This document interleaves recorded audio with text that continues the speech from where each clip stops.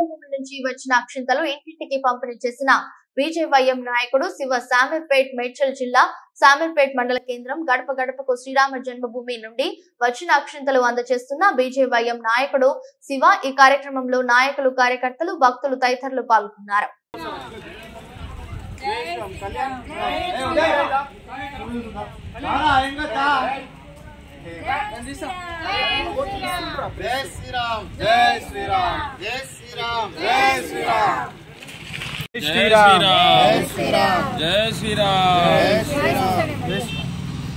జై శ్రీరామ్ అందరికీ.